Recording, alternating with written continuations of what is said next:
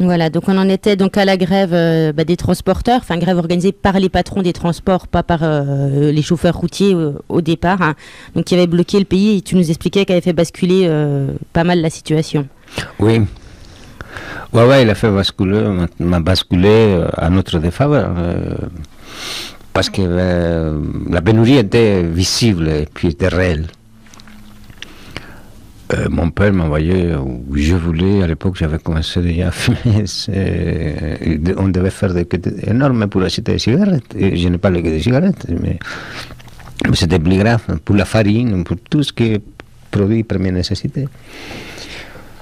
Et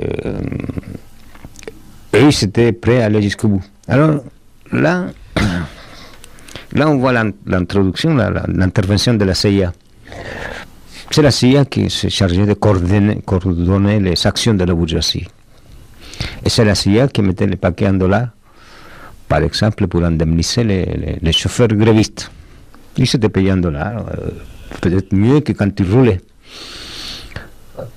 Il y a des calculs qui ont été faits, ça se compte en millions, centaines de millions de dollars qui ont été dépensés au Chili pour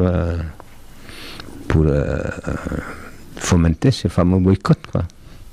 Tout est organisé depuis les États-Unis.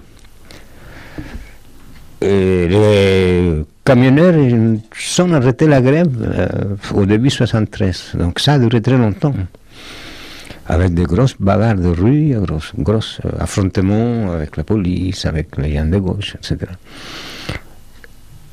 La situation s'est développée trop. Et à un moment donné, j'ai pris la décision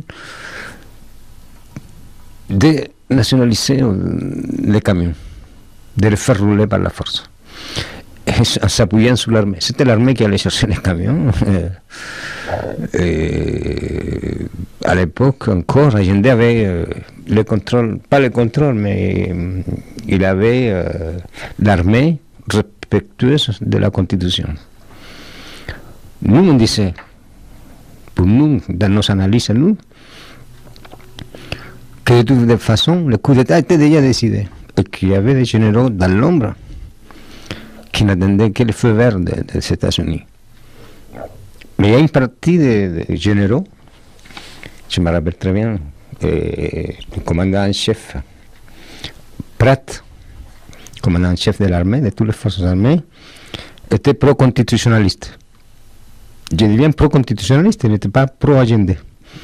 Mais pro-constitutionnaliste, il n'était pas question de que l'armée rompe la tradition de non-ingérence dans les affaires politiques du pays.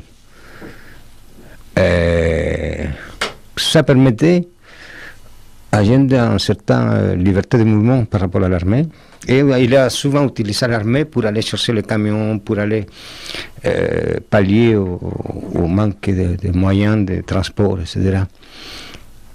Et l'armée a joué le jeu, jusqu'au bout d'ailleurs. Nous avons dit à cette époque,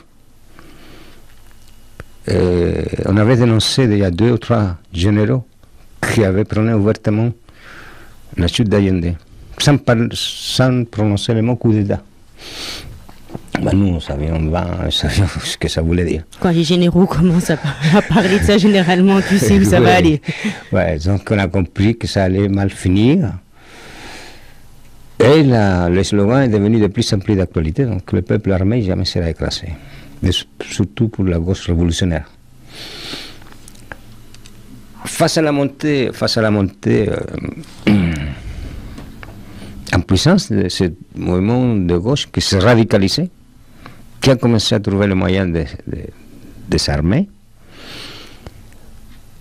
là les généraux ont commencé à parler de guerre civile. On est au bord de la guerre civile, il faisait peur au peuple avec on est au bord de la guerre civile, on a des gauchistes qui s'arment, qui s'entraînent à Cuba, qui s'entraînent en Union soviétique, qui vont instaurer une dictature communiste, etc. Alors, peut-être une petite précision aussi, c'est que la garde personnelle de Pinochet c'était des Cubains.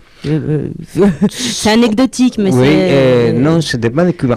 On les appelait les cubanitos. Ah, je croyais que c'était des Cubains. Je croyais qu'ils faisaient partie des services cubains. Non, c'était des militants de MIR, mouvement de gauche révolutionnaire. D'accord. qu'eux, ils avaient reçu un entraînement militaire à Cuba. À Cuba, d'accord. C'est pour ça qu'on l'appelait les Cubanitos. C'était la garde rapprochée du président de la République qui ne le quittait pas. Ils ne le quittaient pas. D'ailleurs, ils se sont battus jusqu'au bout à côté de lui au jour du coup d'État. Cette garde rapprochée n'apparaissait pas comme un mouvement politique, hein. C'était des gardes du corps d'Allende. Mais ils étaient tous issus du mouvement révolutionnaire. Allende pouvait compatissait très bien avec eux.